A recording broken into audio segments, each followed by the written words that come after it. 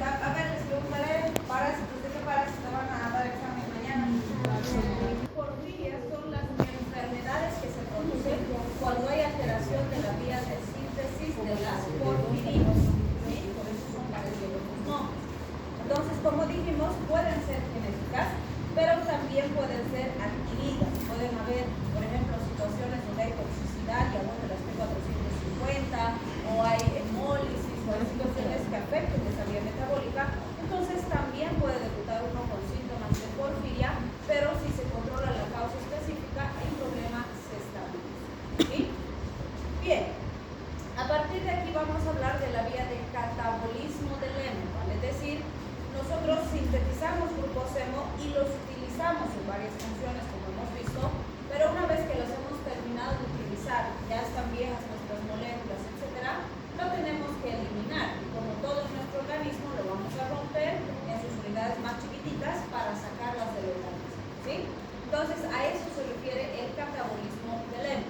Fíjense que la bilirrubina es un producto final de la degradación de la hemoglobina, como han visto en bioquímica 1, ¿no es cierto? Y el 20 al 25% proviene de otras hemoproteínas y la mayor parte, es decir, alrededor del 80%, viene de la destrucción de los eritrocitos senescentes, es decir, de los eritrocitos viejos. ¿Sí? Entonces, fíjense, cuando hablamos de estos elementos, 1 gramo de hemoglobina rinde 35 miligramos de bilirrubina, ¿vale? Es decir, por cada gramo de hemoglobina voy a formar esa cantidad de bilirrubina.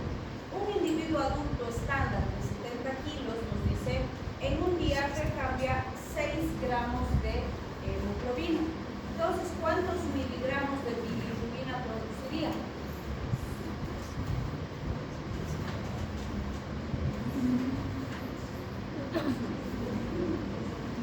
Multiplican pues 35 por 6, 210 miligramos. ¿Sí? Entonces, fíjense, un individuo estándar produce 210 miligramos todos los días. Si cambiáramos el peso y diría un sujeto de 50 kilogramos, ¿qué tendría que hacer? Multiplicar 50 por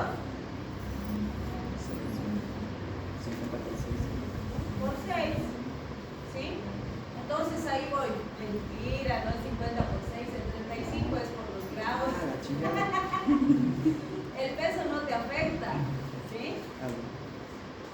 Ahora, si te digo que el que pesa 50 está produciendo o está procesando 5 gramos de hemoglobina, ahí sí, multiplica 5 por 35. Pero si solo le cambio el peso, se mantiene nomás el porcentaje. ¿Sí? Bien. Cuando hablamos del metabolismo de la bilirrubina, hay 3 elementos fundamentales que nos interesa analizar: la captación, la conjugación y la secreción. ¿Por qué?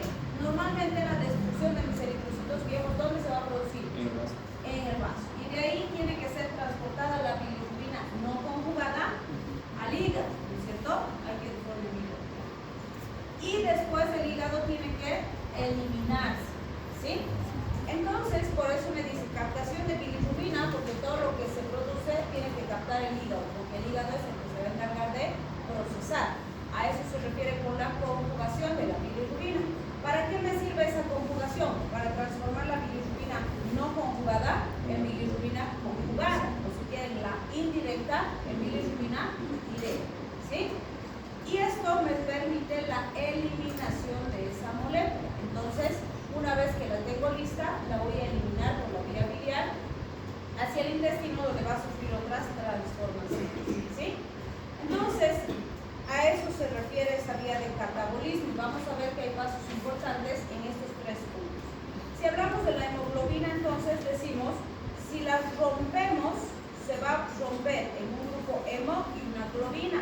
La globina, ustedes ya saben, es una proteína globular, ¿no es cierto?, que se va a degradar en sus aminoácidos, y esos aminoácidos o se eliminan o se reutilizan. ¿Sí? Y los grupos SEM, ¿qué vamos a hacer? Lo vamos a romper, le vamos a sacar el hierro que se puede reutilizar, y la transferrina se va a encargar de llevarlo a los sitios donde se va a utilizar, se va a guardar o se va a eliminar, y el grupo M lo vamos a procesar, y ahí está la bilirrubina. y eso es lo que vamos a transformar. Entonces, en este videito que vamos a ver acá, vamos a recordar la vía metabólica que ustedes ya saben, porque ustedes ya han visto el metabolismo de la bilirrubina en química 1, ¿cierto? Entonces, solo vamos a recordar esa vía metabólica. Conectados. Entramos al metabolismo propiamente dicho. Guía de conexión. Botón. Punto biliar de color amarillo. Dispositivos conectados. Botón. El tema de hoy es el metabolismo de la bilirrubina. Este es un tema muy sencillo. Primero voy a dar ciertos puntos. Guía de conexión. Botón. Entramos Dispositivos conectados. Botón. pigmento biliar. Pero no se escucha. ¿Y ahora? Metabolismo de la bilirrubina. Este es un tema muy sencillo. Primero voy a dar ciertos puntos generales, los valores normales, etc. Y a partir de eso entramos al metabolismo propiamente dicho. La bilirrubina es un pigmento biliar de color amarillo. Generalmente se lo encuentra en la vesícula biliar y se excreta en la bilis. Ya vamos a ver bien eso más adelante. Se forma a partir del catabolismo del grupo hemo. Existen dos tipos, la bilirrubina indirecta o también llamada no conjugada. Esta es la que es insoluble en agua, es insoluble en la sangre. Los valores normales es de 0,1 a 0,5 miligramos por decilitro. Y la bilirrubina directa o conjugada es la que es soluble en agua, que es de 0 a 0,3 miligramos por decilitro. La suma de estas dos dan la bilirrubina total. Debería ser normalmente de 0,2 a 1 miligramo por decilitro. Ahora entremos a lo que es el metabolismo de la bilirrubina. Primero que nada, ¿dónde empieza todo? En el sistema retículo endotelial en el vaso. ¿Cuál es el órgano? El vaso. ¿En qué parte del vaso? El sistema retículo endotelial, es decir, en los macrófagos. Cuando te pregunten dónde se da el primer paso, en el sistema retículo endotelial del vaso, o también lo puedes llamar sistema mononuclear fagocítico. Es exactamente lo mismo. Es en los macrófagos. En pocas palabras, en los macrófagos. Okay. Primero vamos a ver lo que ocurre aquí. Los glóbulos rojos tienen una vida de 120 días. Cada 120 días tus glóbulos rojos se degradan. ¿Okay? Esa degradación de esos glóbulos rojos ocurre en el vaso. Van al vaso y se rompe la membrana celular de los glóbulos rojos y se libera hemoglobina. Entonces, dentro de los glóbulos rojos tiene hemoglobina. Si se rompen los glóbulos rojos, vas a liberar hemoglobina. Esa hemoglobina se va a convertir en dos cosas. Se va a convertir en globina y en un grupo hemo. Globina, mira el nombre, hemoglobina. Entonces tiene globina que son, cada vez van a formar aminoácidos. Esto no es importante, esto no te lo van a preguntar en este tema, pero por si acaso, esas globinas son proteínas que forman aminoácidos, es decir, van a convertirse en proteínas. Y se libera un grupo hemo. Aquí empieza lo importante. Porque este grupo hemo se va a convertir en biliverdina. El grupo hemo se convierte en biliverdina. Esto es lo que precede a la formación de bilirrubina. HDN multibil Va a tener aumentado los niveles de bilirrubina, es una obstrucción severa de los conductos biliares y los pacientes se ven de color verde, un amarillo verdoso. Un dato extra. La enzima que convierte al hemo en biliverdina se llama hemooxidasa. Hemooxidasa. Y aquí se va a liberar monóxido de carbono, muy importante, pero esto sí es importante, que se libera hierro. No creo que te lo vayan a tomar porque la verdad es que esto no forma parte del metabolismo, pero sí se libera hierro en su estado ferroso, que es F con dos cruces, y ese hierro en estado ferroso se transporta al hígado o a la médula ósea por medio de una proteína que se llama transferrina. Esta es la que transporta el hierro y se va a formar más eritrocitos, glóbulos rojos en la médula ósea, o se va a almacenar en el hígado como hierro férreo, estrés cruz. Pero eso es difícil que te lo pregunten hablando del metabolismo de la bilirrubina, porque hay cosas más importantes.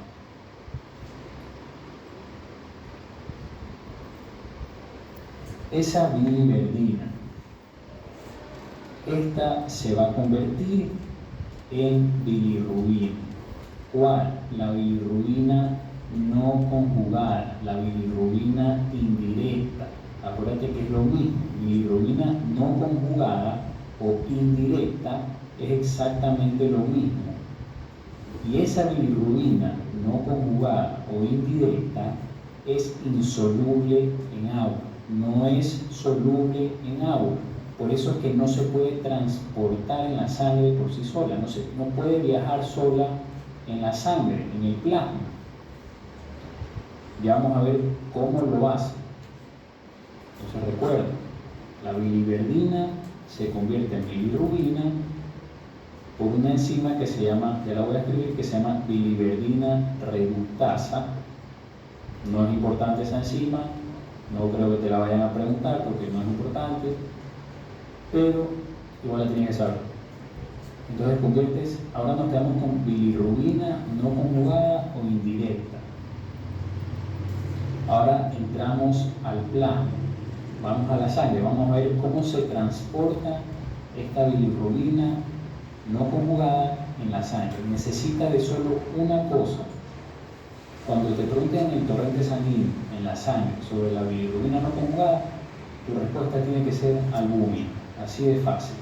La albúmina es una proteína que va a transportar a la bilirrubina no conjugada en la sangre. Es como el taxi, ya es como un taxi o como un bote. Como la bilirrubina no conjugada no sabe nadar, necesita de un bote que la lleve ¿a dónde? Al hígado. Entonces la bilirrubina no conjugada, gracias a la albúmina, se transporta en la sangre y llega al hígado.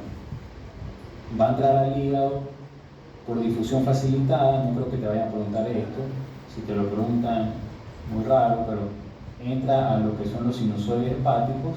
Bueno, pasa por las células fenestradas, el endotelio, etcétera, eso no te lo van a preguntar, y entra al hepatocito, es decir, a la célula que conforman el hígado. Entonces, entra al hígado por difusión facilitada, entra al hepatocito. Ya. No voy a entrar tanto en detalle, lo voy a escribir igual, pero difícil que te pregunten algo más.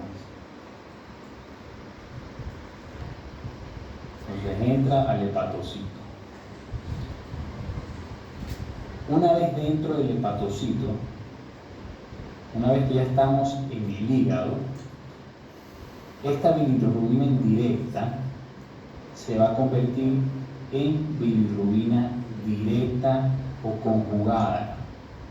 ¿Okay? En el hígado es donde se convierte a bilirrubina directa o conjugada. Y esta es la que es soluble. Si la indirecta es insoluble, la directa es soluble en agua. ¿Okay? Por lo tanto, se elimina ¿dónde? Se puede eliminar en la orina, se elimina en la bilis, etc.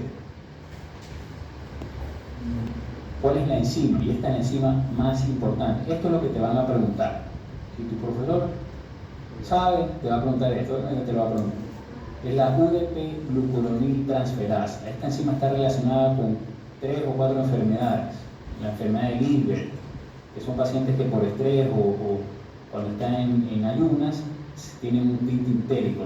Ictericia es cuando tu conjuntiva, tu esclera o tu piel se pone amarillenta por aumento de bilirrubina.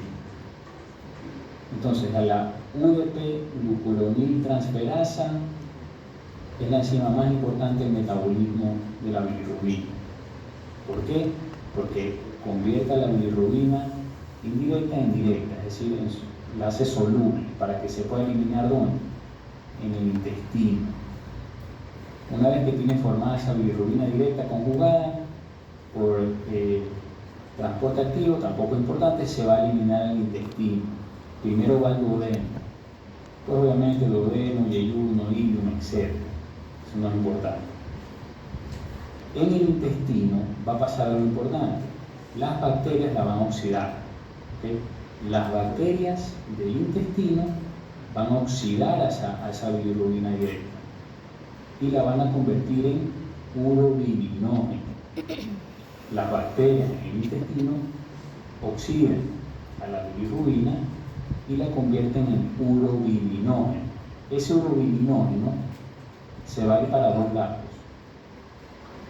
Se va a convertir en estercobilina. El 80% de ese urobilinógeno se elimina en las heces. ¿Okay? La materia fecal, el excremento, como lo quieras llamar, se elimina en las heces como estercobilina. Esa estercobilina es lo que da el color marrón a las heces, por esa estercobilina. Por eso es que tu caca es de color café.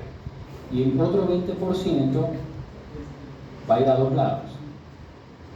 Mira, el 10% de ese 20%, el 10% de ese 20% se va a eliminar como orina, se va al riñón y se elimina en la orina. También da ese tinte amarillento a tu orina. ¿Okay? Y se llama urobilina. 10% de ese 20% se va al riñón y se elimina en la orina como urobilina. Y el 90% de ese 20% se regresa otra vez ¿a dónde? A la circulación enterohepática, es decir, se va otra vez al hígado, a la vesícula, a formar parte de la bilis. Es como que se recicla de nuevo. ¿Okay? Se recicla. Facilito. Eso es todo el metabolismo de la bilirrubina. Suscríbete, ponle me gusta y cualquier comentario escribe. Gracias. ¿Se recordado? ¿Por qué nos interesa recordar esa vía metabólica? Porque gracias a eso vamos a entender las patologías relacionadas a esa vía metabólica. Y si entendemos esa parte, pues vamos a entender bien y hacer un diagnóstico y por lo tanto con el tratamiento.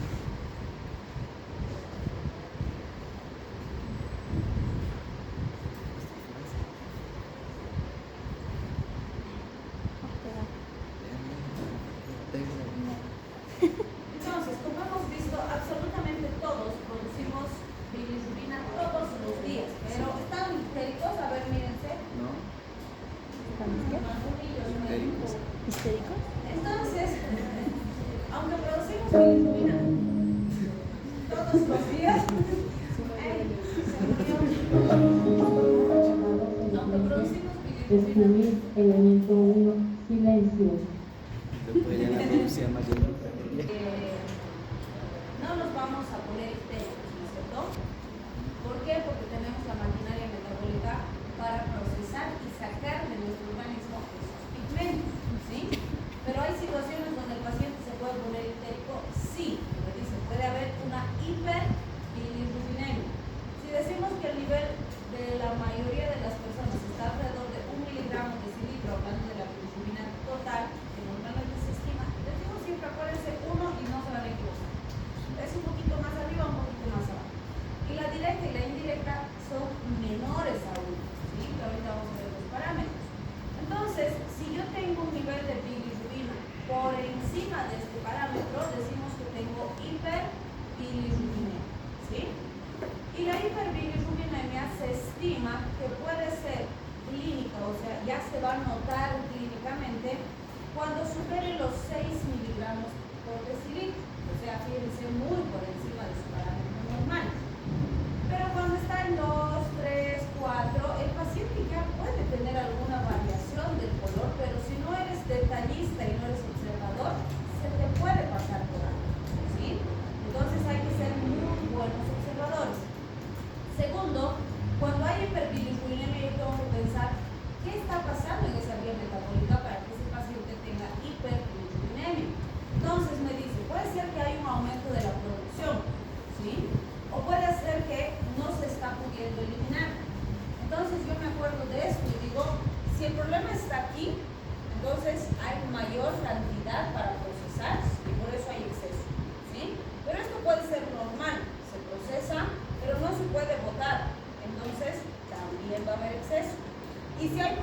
aquí, y aquí, y aquí, va a ser mucho mayor la hiperbilirubinemia, ¿sí? Entonces vamos a ir viendo en qué circunstancias se pueden producir esas alteraciones y qué manifestaciones pueden presentarse en el paciente. Entonces les he puesto aquí algunos pacientitos. Fíjense, todos estos del medio, hasta el que no tiene ojo clínico se da cuenta pues que ahí hay bilirrubina, ¿no? O sea, si le ves a tu paciente así como canario, pues no va a decir, no, ok, mucosas rosadas y húmedas en su historia clínica, ¿no? Entonces, aquí no hay donde perderse, hasta el más inexperto se da cuenta que algo está raro pues en su paciente, ¿sí? El problema es cuando está así, que si es un paciente además de piel clara, es blanco, bastantito, no se nota mucho, ¿sí? Puede pasar por algo, lo demás. O este bebecito, por ejemplo, ¿sí? Entonces, tengo que ser bien observador, mirar bien las palmas, las conjuntivas, las orejitas, la naricita, que es donde más se nota niveles más bajitos, ¿sí? Porque si no, recién me voy a dar cuenta cuando esté así el paciente como canario, ¿no? Y no se pone así como canario de un día para el otro. Entonces, si ha venido hace un par de días y está así ahora, se me ha pasado a mí, ¿sí? Bien. Entonces, hay varias formas de clasificar las hiperbilirubinemias en base a la forma química de la molécula. Entonces, puedo decir es una hiperbilirubinemia por retención cuando se produce demasiado, ¿sí? O puedo decir es una hiperbilirubinemia por regurgitación cuando algo está obstruido y se regresa y no se puede eliminar. Pero la más útil y que además nos permite entender mejor en base a la vía metabólica es la que me dice puede ser una hiperbilirubinemia no conjugada o una hiperbilirubinemia conjugada. Si quieren, hiperbilirubinemia indirecta y directa, ¿sí? Que hace referencia justamente a la forma química antes de conjugarse y después de conjugarse, ¿sí? ¿Qué punto importante consideramos? La no conjugada se caracteriza por ser hidrofóbica o si quieren lipofílica. ¿Qué elementos importantes ustedes se acuerdan en base a esa característica química? ¿Qué implica que sea hidrofóbica? Mira un color. ¿Cómo? O sea, ella no tiene color. Pero la hidrofobicidad no tiene relación con la pigmentación. No le gusta el agua. Pero ¿y eso qué implica? ¿Le vas a decir a tu paciente que no le gusta el agua? Es como mucho, no se va, como la vida no se va. Número 1, necesita la albúmina para transportarse, lo acabamos de ver en el video, ¿sí? Porque como es lipofílica, si quieren, o hidrofóbica, no se puede movilizar fácilmente en medios acuosos, y la sangre es acuosa, ¿no? Entonces necesita un transportador, que en este caso es la albúmina, ¿sí? Segundo, por ser lipofílica, ingresa fácilmente o atraviesa fácilmente la barrera hematoencefálica. ¿Qué significa? Que puede llegar al sistema nervioso central y producirme encefalopatías. Y van a ver que esto es fundamentalmente peligroso en los recién nacidos, ¿sí? En cambio, la conjugada es hidrosoluble. ¿Qué significa eso? Que se movilizan bien en medios acuosos y que además es fácil de eliminar del organismo porque justamente por esa razón el hígado la ha conjugado para que se elimine con facilidad, ¿sí? Bien, entonces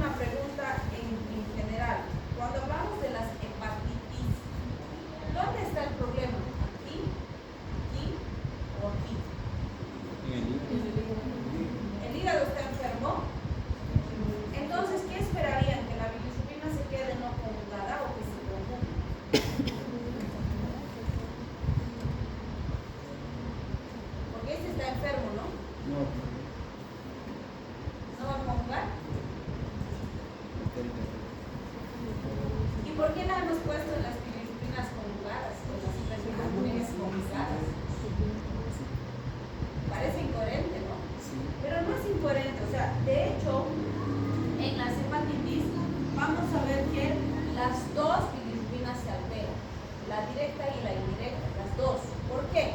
Como está enfermito el hígado, ¿cierto?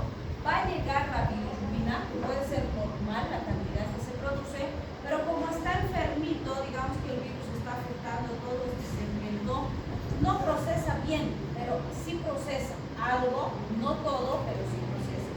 Entonces, lo que no logra procesar se acumula aquí, entonces sí va a subir la líder, va a subir la no conjugada, ¿sí? Pero resulta que también sube la conjugada. Y además la conjugada sube más que la no conjugada. ¿Por qué? ¿Por qué? Un factor sería por la albúmina, que es el transporte principal. La albúmina ya trajo acá y estaba funcionando perfectamente bien.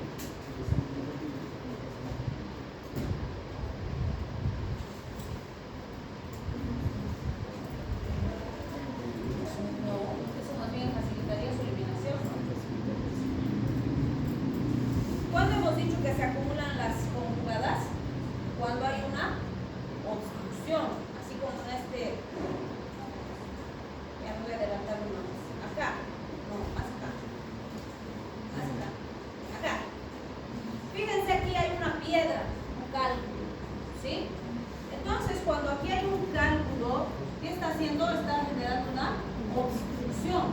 Las elevaciones de la directa las vemos cuando hay obstrucciones del árbol biliar, porque todo esto se produce bien si se conjuga, pero no puede salir. Y como no puede salir, entonces se acumula, ¿sí?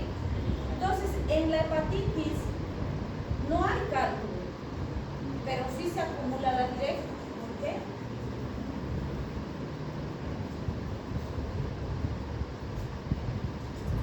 ¿Por qué será?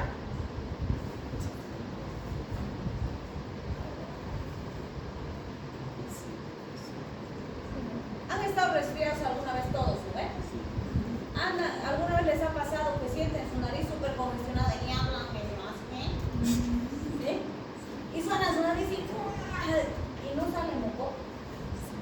¿Sí? Dice, pero ya me he sonado y no sale moco y estoy con mi nariz así tapada. ¿Sí? ¿Por qué se produce eso? Porque se congestiona. Hay congestión. Está congestionadísima su nariz, pero no hay moco. Porque, ¿qué pasa? En ese espacio que debería estar así, está edematizada la mucosa, entonces ustedes sienten así que está todo tapado, obstruido. No pueden meter airecito, y hablan así gangoso porque está todo cerrado, pero no hay moco. Entonces, aunque suene, no va a salir moco, pero sí está tapada la nariz. Cuando el hígado está inflamado por una hepatitis, está inflamado, está hinchado, está edematizado, el pobre hígadito está enfermo, ¿sí? Entonces los conductitos biliares, que son los que van a sacar eso que ha producido, ¿no?, la bilirrubina con la bilis y demás, tienen que salir por esos conductitos. Pero estos conductitos están así edematizados por la inflamación. Entonces el lugar por donde tendría que salir ese contenido no está libre, no está viable. Por eso se dice que en las hepatitis tenemos una pseudo-obstrucción, porque no hay cálculo, ¿sí?, pero no hay movilidad del contenido de la bilis, en este caso, y de la bilirrubina, ¿sí? Entonces se dice, hay éstasis biliar intrahepática y extrahepática, es decir, parte de las vías están dentro del hígado y parte están fuera, ¿no? Entonces todo está edematizado, y cuando decimos éstasis biliar quiere decir que la bilis no se está moviendo como se debería mover, ¿sí? Si yo me siento, por ejemplo, aquí 8 horas todos los días, tengo éstasis vascular, porque mi sangre no circula como debería, porque estoy en una posición inapropiada para la circulación, ¿sí? Entonces, siempre que hablamos de éstasis es que está estático, que no se está moviendo como se debería mover, ¿sí?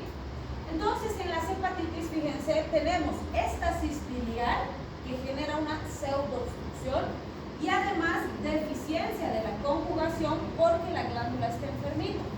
Entonces, se eleva la indirecta y también se eleva la directa.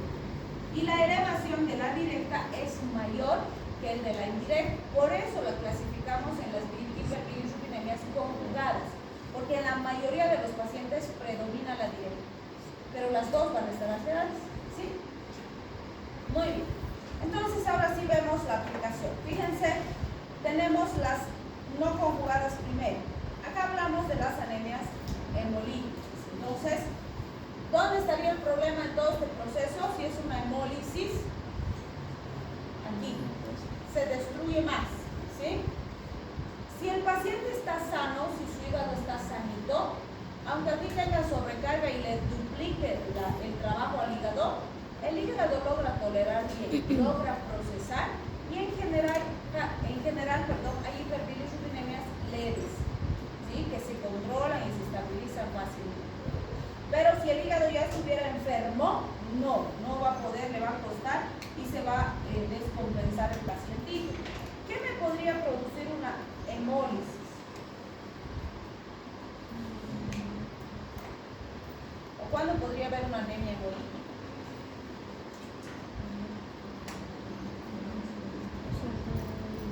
Fármacos, reacciones autoinmunitarias, traumatismos, ¿sí? Tóxicos, algunos venenos pueden producir también hemólisis, ¿sí? O picaduras de insectos. Entonces, son varias causas. Tengo siempre que investigar la causa para ver si se puede solucionar, ¿sí? La ictericia fisiológica neonatal se produce en los neonatos, en los recién nacidos, ¿sí?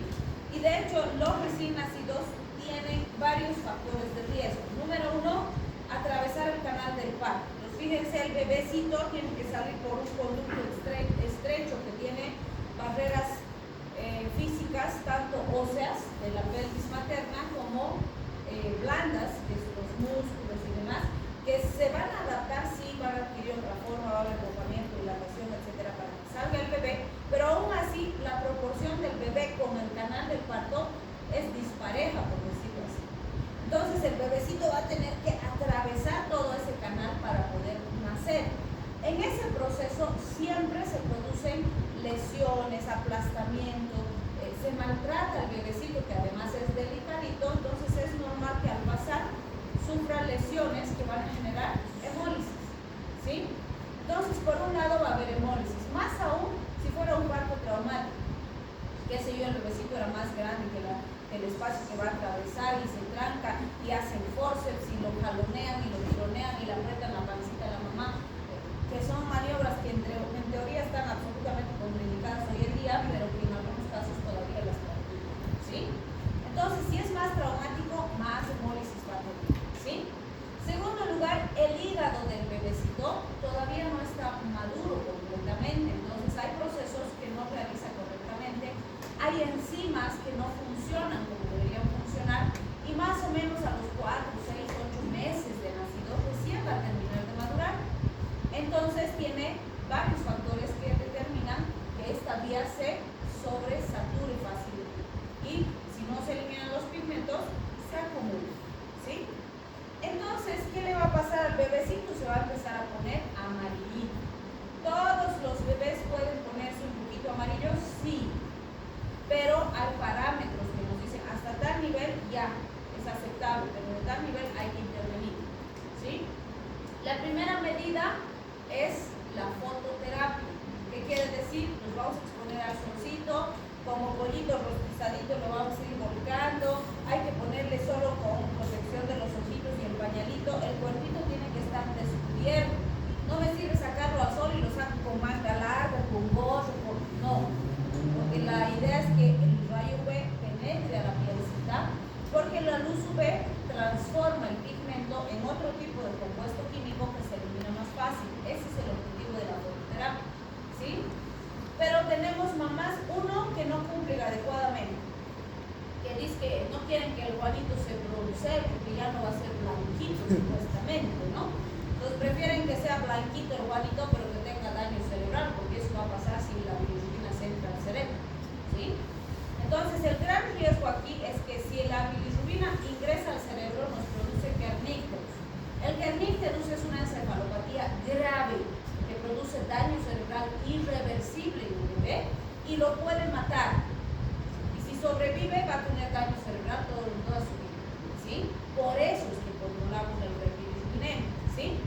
Entonces, uno, a veces las mamás no nos ayudan. Dos, a veces las mamás exageran y pues lo queman, le producen quemaduras solares de primer grado al pacientito bebé. Imagínense si a nosotros nos duele pobrecito el bebé, que su piecito es más delicadito. Entonces, actualmente la mayoría de los pediatras no recomiendan la fototerapia en casa, porque han habido muchas complicaciones con eso. Entonces, prefieren hospitalizar al bebecito y se hace la fototerapia en el hospital, en las servocunas. Son así unas cuadradas como la mesa y que tienen su lamparota aquí arriba y el bebecito está ahí con la lámpara prendida, igual con un trapito que le tapan sus ojitos, como lentecitos y su pañalito, y sí, las enfermeritas en horario lo van volcando para que vaya recibiendo la fototerapia, ¿sí? Si eso no funciona, le vamos a poner, o bueno, le vamos a dar fenobarbital. El fenobarbital es un fármaco del grupo de los barbitúricos. Este grupo farmacológico se ha creado antes que el de las benzodiazepinas. Las benzodiazepinas, que las deben conocer más que los barbitúricos, son alprazolam, clonazepam, diazepam, que son fármacos peligrosos porque generan dependencia, ¿sí? Y además son sedantes hipnóticos potentes. El barbitúrico es más potente que la benzodiazepina, pero su potencial de adicción es mucho más alto, ¿sí? Por eso es que en general no se suele usar con el paciente fuera del hospital, se ha preferido usar en anestesia, procedimientos más invasivos, ¿sí? Pero en estos casos se usa fenobarbital no por su efecto sedante hipnótico, sino porque el fenobarbital transforma la bilirrubina en un pigmento que es más fácil de eliminar. Por eso le vamos a dar al bebecito, ¿sí?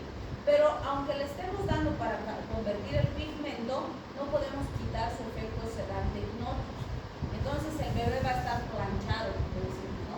Va a querer solo dormir.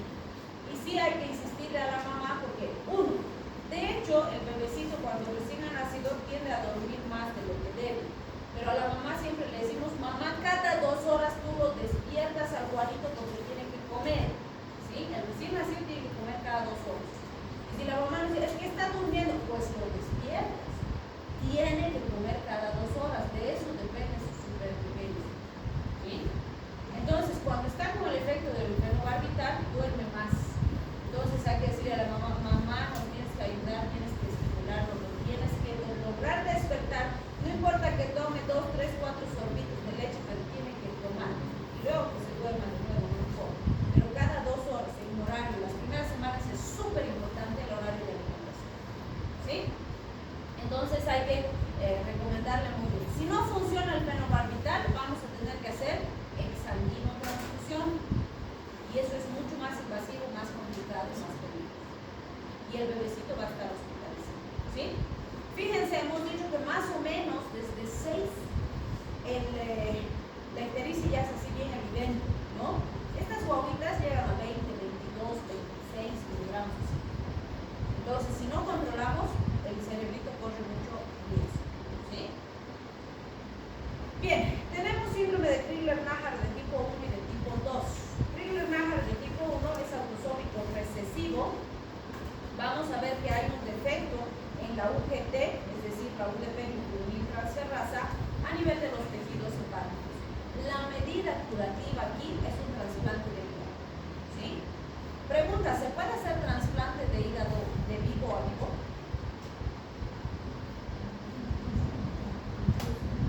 ¿Saben? Sí se puede. Sí puede, por ejemplo, el papá donarle la mitad de su hígado a su hijito y de los dos se genera la mitad se reparte. Se puede. Qué maravilloso sería. Pero normalmente se hacen trasplantes solamente cuando el hígado está dejando de funcionar. Antes no los trasplantan, porque es un procedimiento muy peligroso. Tiene mucho riesgo. Entonces, los criterios de trasplante son bien estrictos, pero sí se puede. ¿Sí? Bien, fíjense en Crigler-Najjar del tipo 2, es también hereditario. Existe una mutación de la UGR, es decir, la UDP-glucuronil reductasa, pero su actividad funcional se mantiene de forma leve. ¿Qué significa eso? Que el paciente va a tener hiperbilirubinemia, pero en general los niveles que maneja están por debajo de 20 miligramos de imagínense 20 comparado con 1, que es lo que debería ser, es algo también, ¿sí? Y obviamente, estos pacientitos van a recibir tratamiento farmacológico. En general, con grandes dosis de fenobarbital se estabilizan bien. Pero no se olviden que el fenobarbital es un fármaco que necesita vigilancia, ¿sí? Si hablamos del síndrome de Gilbert, también hay mutaciones genéticas, pero en este caso también de la UGT, es decir, la UDP transferase.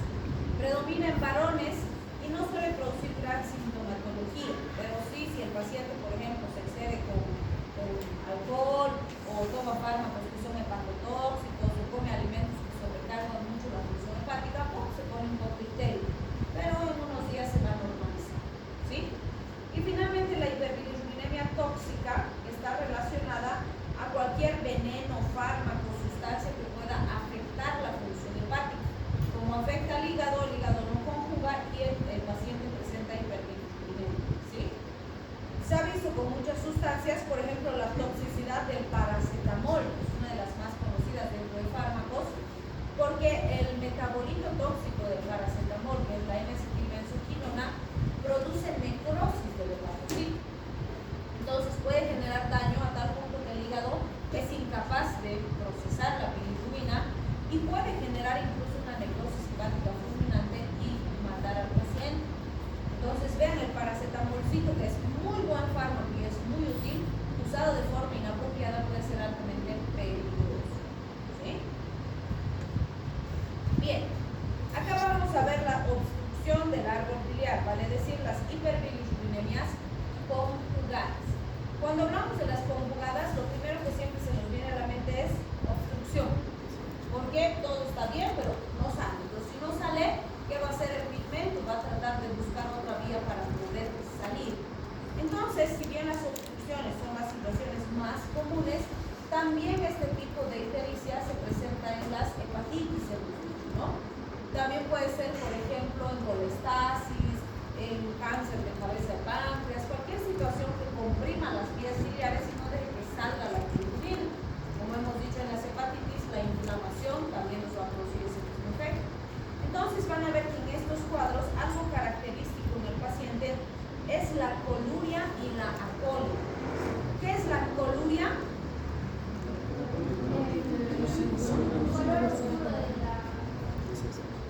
Color oscuro. Y si tu paciente viene y te dice, no, estoy orinando bien oscuro, ¿qué le preguntarás? Remolacha sería más sabroso, ¿no? Es rosado, que más rosado. O si se ha pinchado complejo B, por ejemplo, sí, ¿no? Para el complejo B no sale como más naranja. Depende del complejo B. Hay complejo B que viene anaranjado y hay complejo B que viene rosado chillón. sí. Entonces depende cuál use. El flogiatrin, por ejemplo, es bien rosadito. Les va a orinar rosado. Depende, ¿sí? Pero tienen que distinguir, porque si la orina está bien concentrada, también es más oscura. Pero ¿será café? No, jamás debe ser café la orina. No es lo mismo una orina concentrada que una orina colúrica, ¿sí? Y bueno, la colia en las heces fecales hace referencia a heces pálidas que han perdido su coloración marrón, su café habitual, ¿sí? Entonces la pregunta más importante es, ¿qué aspecto bioquímico de la vía que hemos repasado me explica esto? ¿Por qué la orina está colúrica? Hay presencia de bilirrubina. ¿Cómo? Va a tener presencia de bilirrubina. Ya, entonces en condiciones normales la orina tiene que tener bilirrubina o no. ¿Qué le da el color a la orina? La urobilinógena. El urobilinógeno. Eso. ¿Sí? Entonces tiene que haber urobilinógeno, pero no tiene que haber también. bilirrubina, ¿sí? Y eso hace que cuando hay urobilinógeno sea amarillo, que puede variar dependiendo del nivel de hidratación del paciente. A veces puede verse cristalino, a veces puede verse un amarillo intenso, casi anaranjado, pero es urobilinógeno. Pero si está café es porque hay bilirrubina y eso es absolutamente patológico. Ahora, ¿por qué hay bilirrubina en la orina? ¿De dónde ha venido?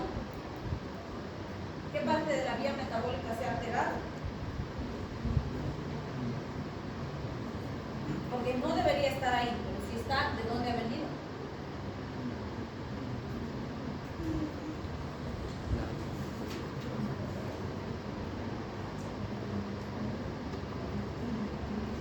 Hemos dicho que el problema es aquí, ¿no es cierto? En las vías biliares, si quieren, acá. De aquí, ¿a dónde va la bilis y los pigmentos? Al intestino. ¿Y qué se forma en el intestino? Bueno, en el intestino grueso se forman las heces. Pero hablando de bilirrubina, pues. ¿Qué se forma? ¿Qué les ha dicho en el video? 80-20. El urobilinógeno y la estercobilina, ¿se acuerdan? Que se les ha explicado. Entonces, si esto está bloqueado, ¿qué va a pasar? No va a llegar al intestino, no se va a formar urobilinógeno y no se va a formar estercobilina. ¿Qué está pasando? No hay urobilinógeno para la orina, por eso la orina no tiene urobilinógeno, ¿sí? No hay estercobilina para las heces, por eso las heces son claras, pálidas, ¿sí? Porque esto no se está formando.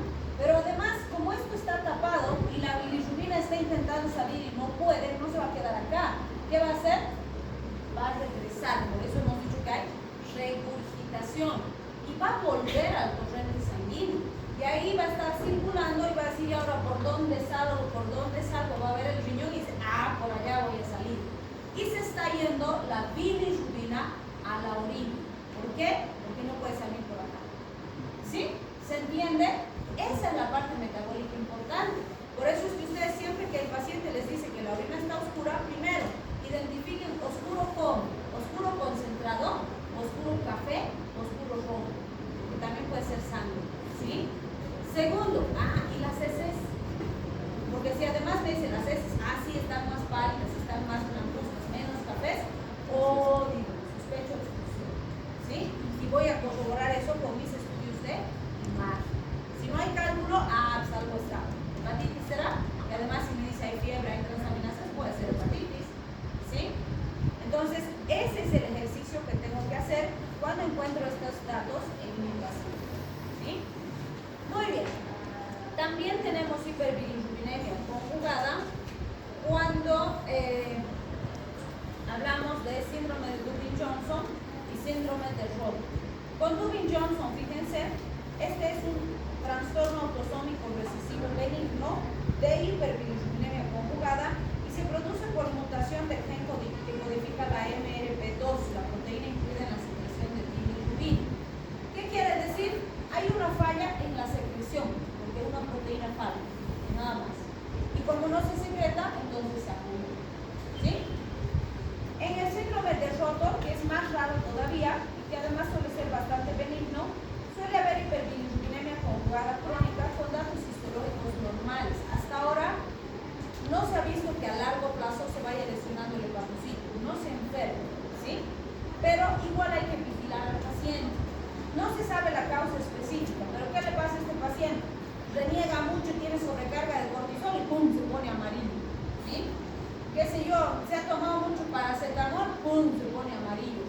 Ha ido a beber bebidas alcohol, ¡pum!, se pone amarillo. Entonces, antes le decían a estos pacientes, tiene tendencia hepática. Ya, hay que cuidar el higadito, ¿sí? Si tiene hábitos saludables, una vida saludable, alimentación saludable, en general no molesta. Y alguna vez más se pone un poquito amarillo, controla algunos elementos y ya está, ¿sí? Pero sí hay que vigilar. Bien, la bilirrubina delta es una bilirrubina que se forma cuando la bilirrubina conjugada se une a la albúmina, ¿sí? Entonces, fíjense, ¿por qué no se formó bilirrubina delta cuando la bilirrubina no conjugada se unió a la albúmina? ¿Por qué? Porque aquí la bilirrubina no conjugada utilizó a la albúmina como transportador por su característica química, que era hidrofóbica, ¿sí? Entonces lo usó como transportador y para eso formó enlaces débiles.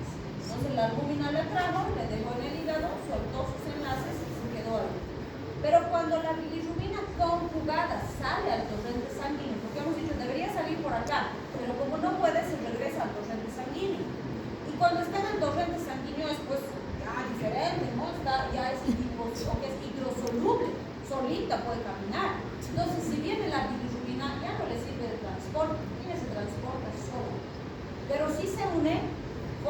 enlace covalente, no se va a soltar. Entonces, ¿qué característica va a tener? Va a formar bilirrubina delta. La bilirrubina delta, por estar unida a la albúmina y además que no se va a separar fácil, no se puede eliminar del organismo. ¿Sí? Va a tardar más tiempo, se tiene que ir degradando, destruyendo y eliminando.